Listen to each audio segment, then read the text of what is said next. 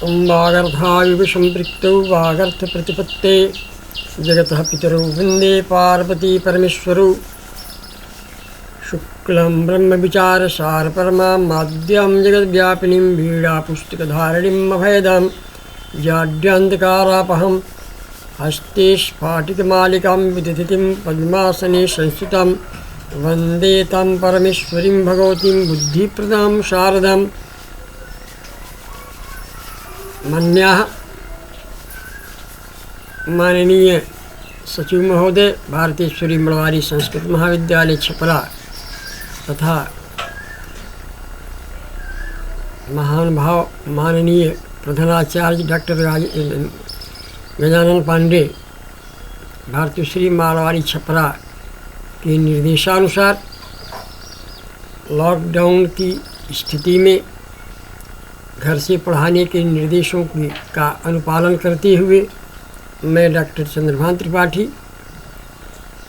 आज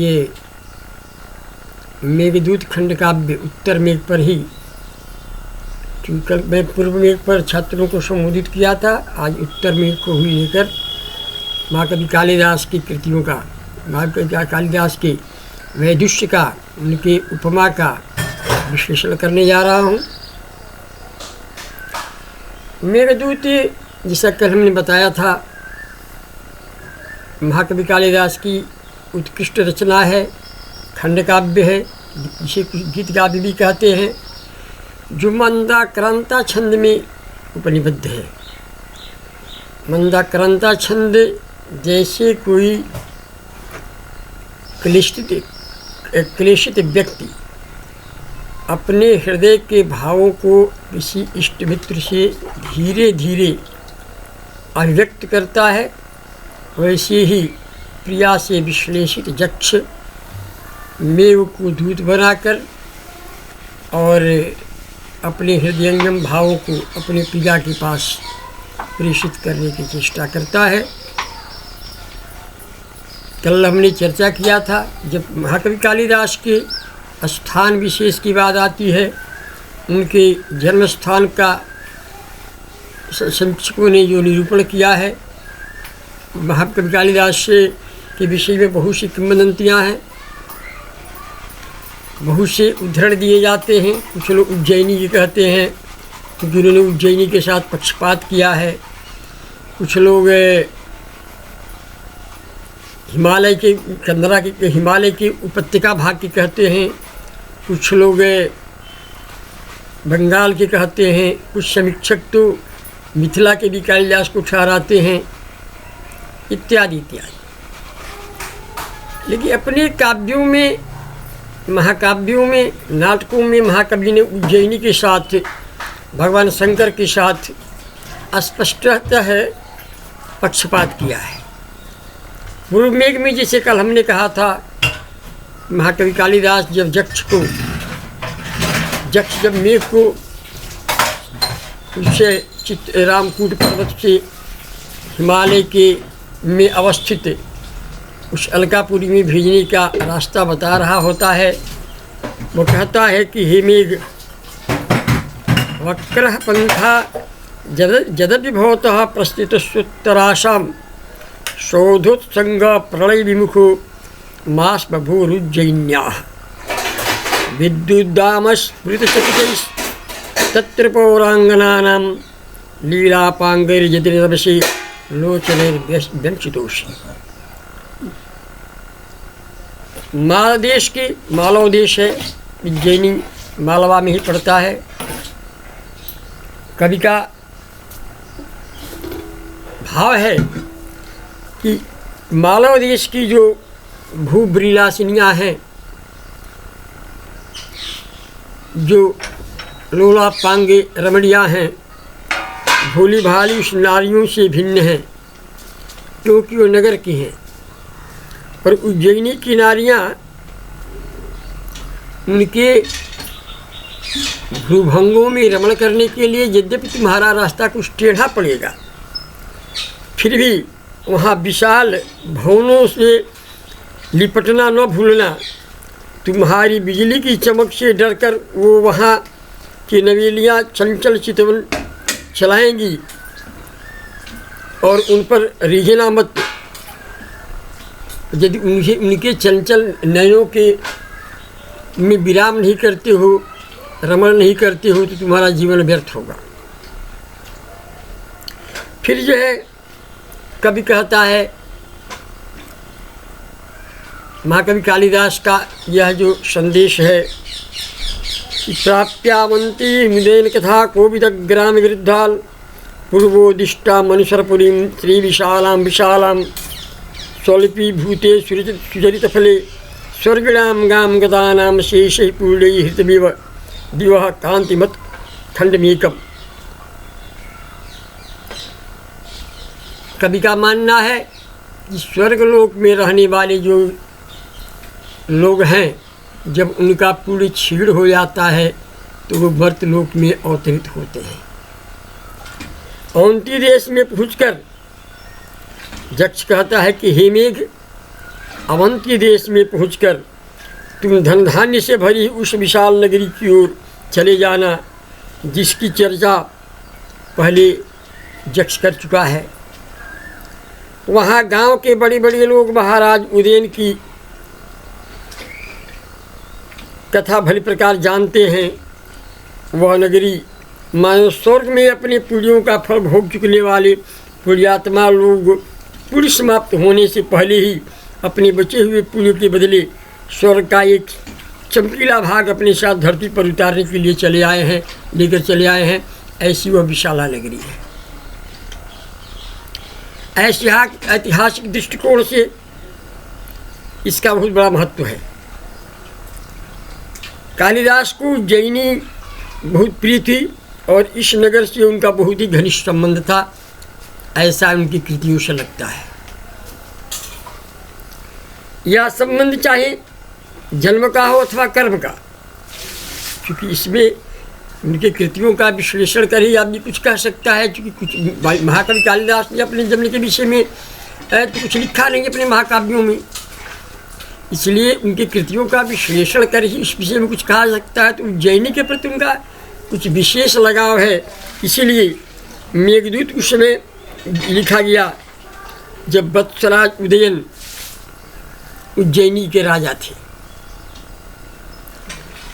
उज्जैनी के सौंदर्य के कारण के संबंध में महाकवि कालिदास ने जो कल्पना की है वो भी एक अद्भुत है। वो कवि कहता है कि छीड़े पूरे स्वर्गलोके विशंति, छीड़े पूरे स्वर्गलोके विशंति। इसी आधार पर कालिदास ने कहा है कि स्वर्ग से आए हुए लोगों ने सोचा कि अंत में मर्तलोक में जो माना जाना पड़ेगा, इसलिए उन्होंने बहुत से दिनों तक स्वर्ग सुख को भोग चुकने पर थोड़ा पुण्य बच गया वो अपने साथ लेते आए। वही उज्जैनी है, वही विशाला नगरी है। अस्तु, महाकवि कालिदास ने भगवान ने कभी कहा था भगवान शंकर के प्रति उनका विशेष लगाव है, और वो चाहे वो रघुवंश महाकाव्यम का प्रथम श्लोक है वागर्था संपृक्त वागर्थ प्रतिपत्ते जगतः पितरु वंदे पार्वती परमेश्वरु, चाहे कम जलम इत्यालवे, जिसे हमने पहले दिन कहा था कम जलम इत्यालवे, और जल शब्द भगवान शंकर का एक स्वरूप है, एक मूर्ति है। विज्ञान शाकुंतलम में महाकवि ने ही कहा है कि जा सृष्टि सृष्टुराद्या, तो जो आद्या जो सृष्टु आद्या सृष्टि जल है। पहले ये है तो आया है कि अप एव ससर जादू, जब सृष्टि का विनाश हो जाता है तो सबसे पहले ब्रह्मा जो है अप एव ससर, आदो मनी सबसे पहले अप मने जल की ही रचना सृष्टि की जाती है। और इस तरह जो प्रथम रचना है वो जो मूर्ति है वो भगवान शिव की जल की मूर्ति है। तो इस रूप से ही जो है मेघदूत में जो कश्चित कांता कहकर वहाँ के कालिदास ने क शब्द से जल का वाचन करके क्या जल मित्याल में भगवान शंकर को भी नमन किया है। चाहे कुमार संभव हो, अस्तुतरश्याम कह करके हिमालय का नाम लेकर हिमालय पर अवस्थित जो कैलाश पर्वत है, कैलाश पर विराजमान जो भगवान शंकर है, उनका ही उन्हें नमन किया है। और चाहे वो विक्रम उर्वशीयम हो, और चाहे और भी जो उनके ग्रंथ हो। तो अब जो है उत्तर मेघ में जब महाकवि कालिदास पहुँचते हैं, उत्तर मेघ में अलका का वर्णन करते हुए यक्ष कहता है कि उस कैलाश पर्वत की गोद में बसी हुई अलका वैसी लगती है जैसे किसी प्रीतम की गोद में बैठी कामनी हो, और वहाँ से निकली हुई गंगा ऐसी प्रतीत होती है मानो उस कामनी के शरीर पर से सरकती हुई उसकी सफ़ेद साड़ी हो। यक्ष जो है अपनी जब प्रिया का वर्णन करने लगता है, यक्ष अभी तक तो संदेश भेज रहा था, पूर्व मेघ में पूर्णतः महाकवि कालिदास ने संदेश का ही वर्णन किया है, वो रास्ता का वर्णन किया है, किस रास्ते से कैसे कैसे तुमको जाना है। अब जब अलका पहुंचता है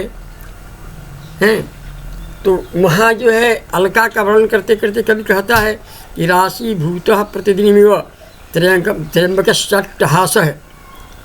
भगवान शंकर का जो प्रत्येक दिन का अट्टहास है, वो अट्टहास ही मानो वो फलीभूत होकर के एक स्वच्छ स्वरूप बना करके और अलका के रूप में बस गया है। कालिदास की उपमाएँ तो जानते ही हैं कि उपमा कालिदासस्य उपमा ही इनकी विशिष्ट है। यद्यपि उपमा कालिदासस्य भारवे रथ गौरवम दंडिनः पदलालित्यम माघे संत त्रयोगुणा कहा गया है। माघे संत त्रयोगुणा, माघ में तीनों गुण हैं। उपमा है, अर्थगांभीर्य है, पदलालित्य है। लेकिन जो महाकवि कालिदास की उपमा है मानो पाठक के सम्मुख एकदम वह स्पष्ट नृत्य करती है उपमा। देखिए, जब महाकवि कालिदास से गोसवा का वर्णन रघुवंश महाकाव्य में करते हैं तो राजा दिलीप सुदक्षिणा के साथ जब नंदिनी को लेकर जंगल को जाते हैं तो महाकवि कालिदास ने इतना सुंदर वहाँ जो है उपमा का वर्णन किया है। श्रुतेरिवार्थम स्मृतिरन्य गच्छन्, श्रुतेरिवार्थम स्मृतिरन्य गच्छन्।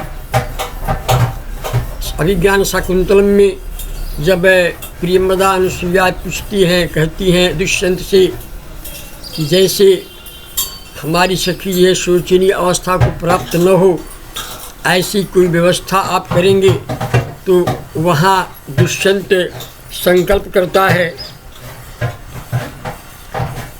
वहाँ दुष्यंत का संकल्प है कि वहाँ महाकवि कालिदास ने लिखा है कि वह यह शकुंतला यहाँ वैसे ही रहेगी जैसे मैं पृथ्वी का वहन करता हूँ। एक मेरी पृथ्वी यह रहेगी, यानी जिस पृथ्वी का मैं राजा हूँ, और दूसरी तुम्हारी सखी च जूयोरियम है ना, सखी च जूयोरियम तुम्हारी सखी रहेगी। यानी पृथ्वी के समान मैं इसे पृथ्वी का शासन करता हूँ, तुम्हारी सखी मेरी शकुंतला मेरी ये है, इस राष्ट्र की ये है महारानी बनकर रहेगी।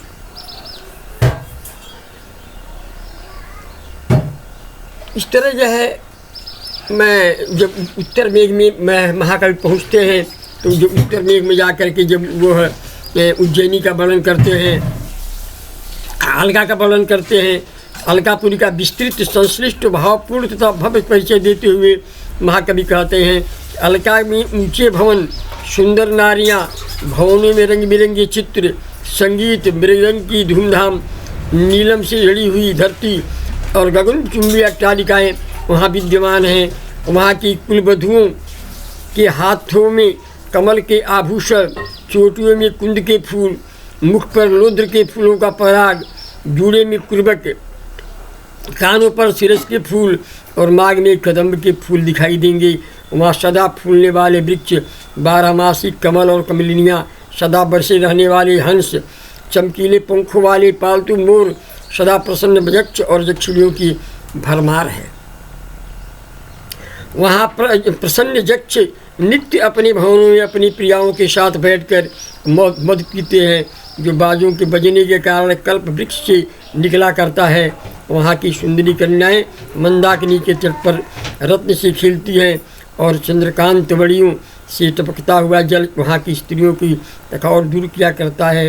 अर्थात अथाह संपत्ति वाले यक्ष अप्सराओं और किन्नरों के पास साथ वहाँ के बेभराज पवन में निवास करते हैं और कल्प वृक्ष उन्हें सब श्रृंगार की वस्तुएं स्वतः मिल जाया करती हैं।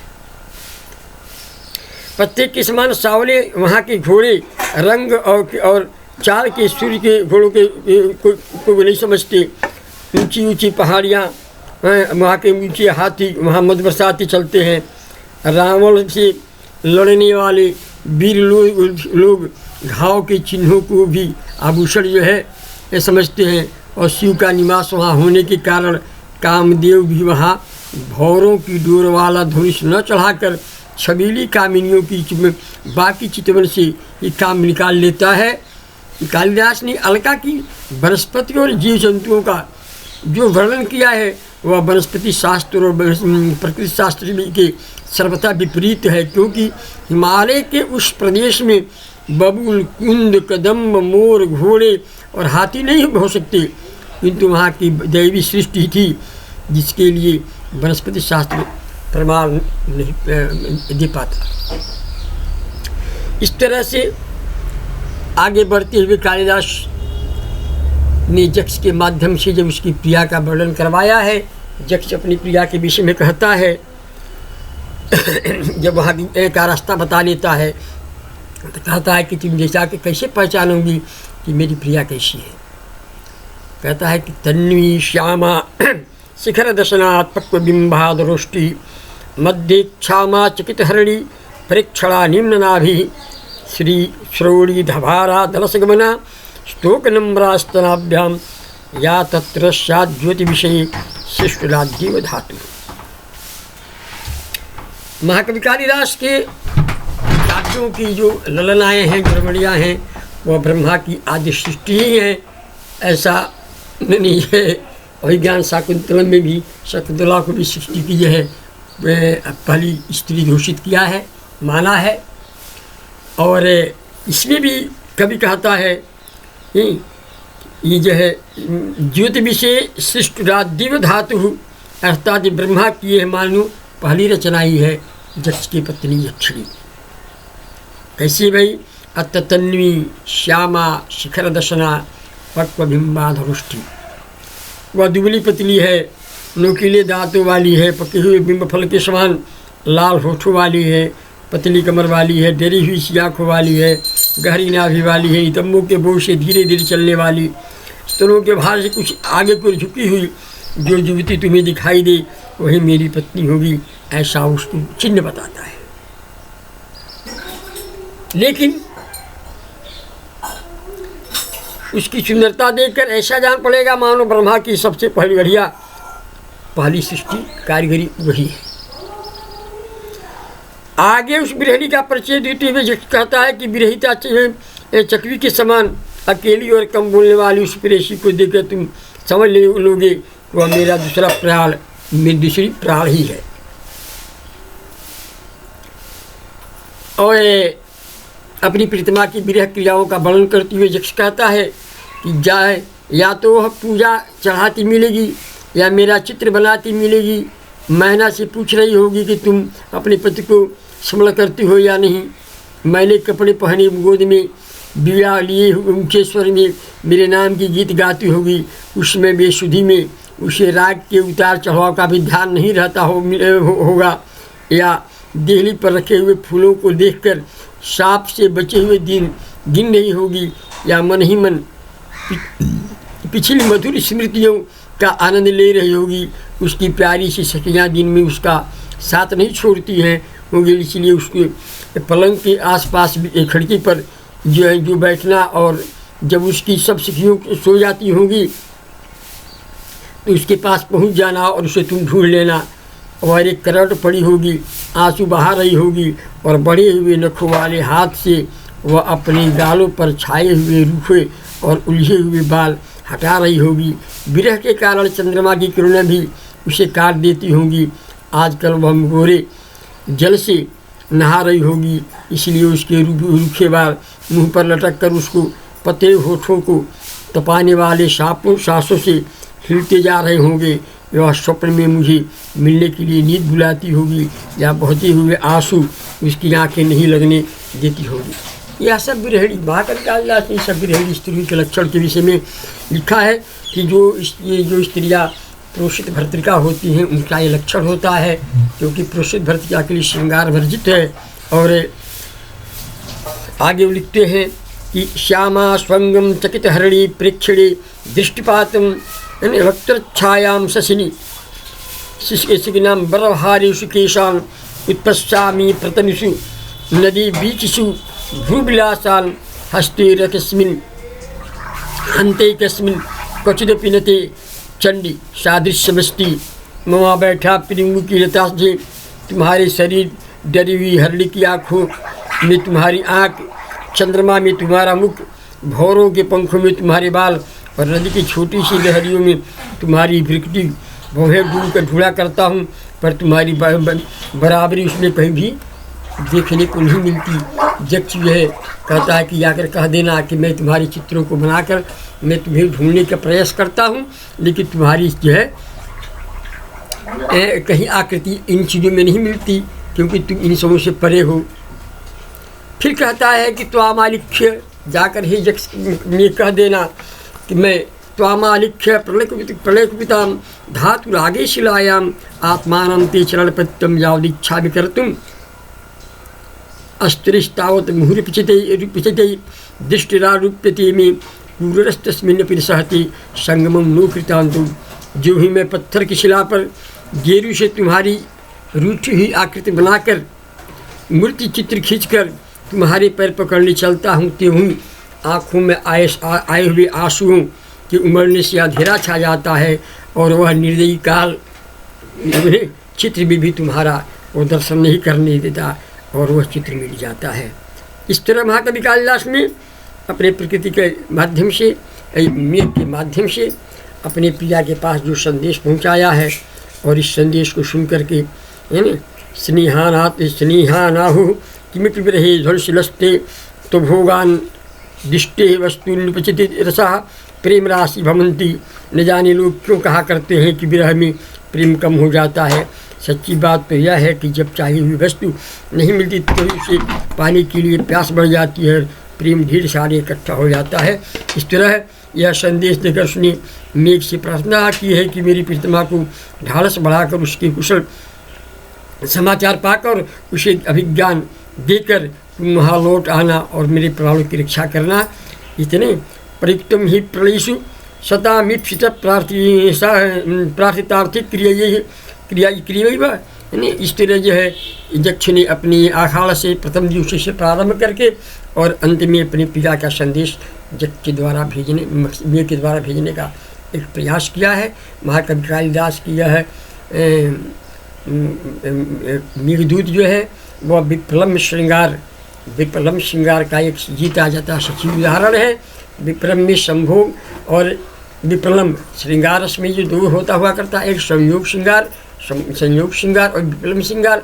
मेघदूत समखंड का भी जो है वह विप्रलम्ब श्रृंगार का एक जीता जाता उदाहरण है। ओम शांति शांति शांति।